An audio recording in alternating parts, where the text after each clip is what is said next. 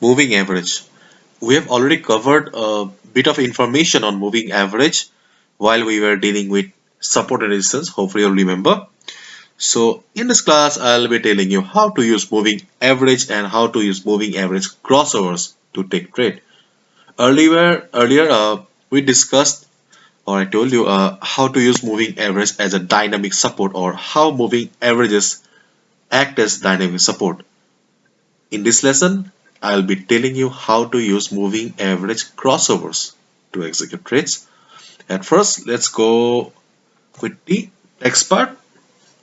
A moving average, or in simple words, MA. MA is very popular among the traders. So let's use the term MA. MA is a stock indicator that is commonly used in technical analysis. The reason for calculating the MA of a stock is to help smooth out the price data over a specific period of time by creating a constantly updated average price.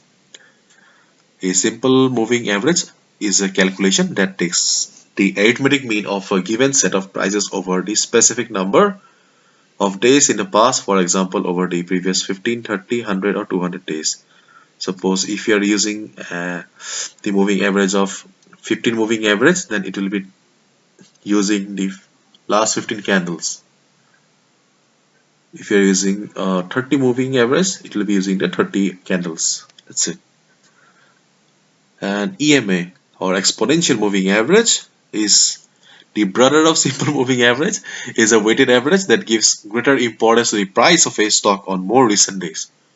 So if there are, so let's say 30 candles or 40 candles, then it will give or mainly focus on the recent candles instead of all the candles together. So making it an indicator that is more responsive to new information. That's it. So enough with the textual part. Let's jump to the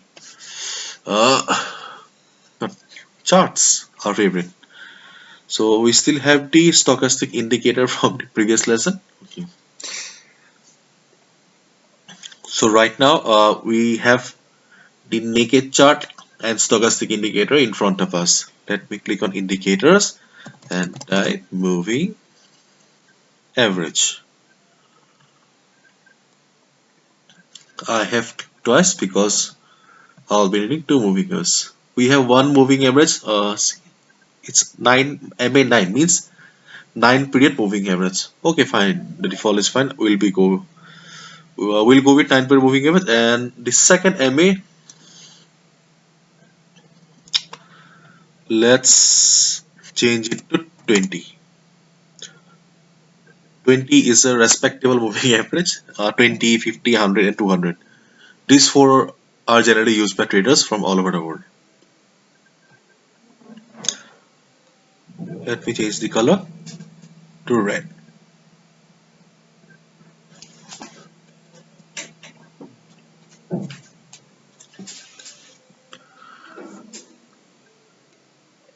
As you can see right now we have two lines in front of us, one blue line and one red line. So anything that is coming to your mind after seeing these two lines, just observe the two lines.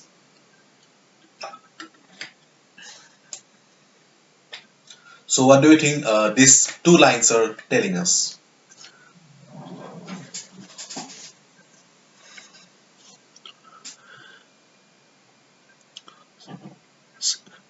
This red is the 20 pair moving average and this blue line is the 9 pair moving average. So whenever this 20 MA or the red line is crossing the blue line, we are getting a buy signal. See, and whenever this blue line is crossing this red line, or there is a crossover towards the downside, we are getting a sell signal. You can check here also.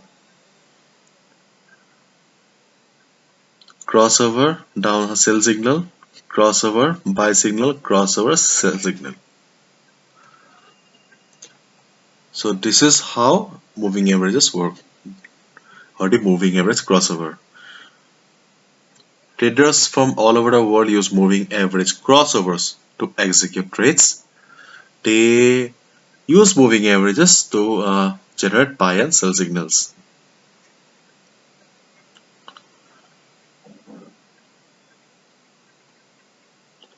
You can also use moving averages along with other indicators also like MACD or stochastic. See, right now we have stochastic indicator in front of us. So let's see. See, moving averages gave us a signal buy signal here. Okay.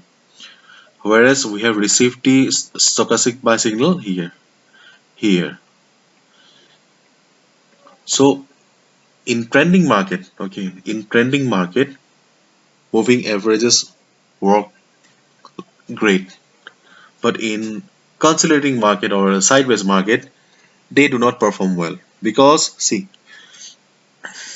because the generated signals are too late. Okay. Suppose market went up from here, stochastic also gave a signal, moving averages also gave us a signal. But see, stochastic gave us a signal that okay, market has reached the overbought zone. It's time to get cautious. But we got a sell signal from moving averages here. Stochastic gave us a buy signal here. Moving averages gave us a buy signal here. So this is the limitation of moving averages, but they work excellent if the market is trending. Suppose you look at this portion. Stochastic gave us a signal that market is in oversold territory. It's time to get cautious here. Stochastic told to get cautious by here, but moving averages gave us a signal here. So if we would have used moving averages here, we would have made a great profit. So every indicator comes with some upside and downside. So this is the main upside of moving averages, and it is that moving average crossover helps us to stay longer on the trade when the market is trending. But in sideways market, they do not perform well. Let me show you another example. Let's jump to the Euro USD, the most popular. Okay, see. This is a trending market. Market is beautifully going up. Market is beautifully going up. And see, just look at the condition of stochastic.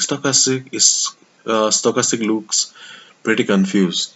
Okay, it is not sure what to do and what not to do. But look at the moving average. Moving average seems confident. See, here it gave us a beautiful buy signal. And again, see, give us a crossover to buy and give us a crossover, generate a buy signal, beautiful sell signal.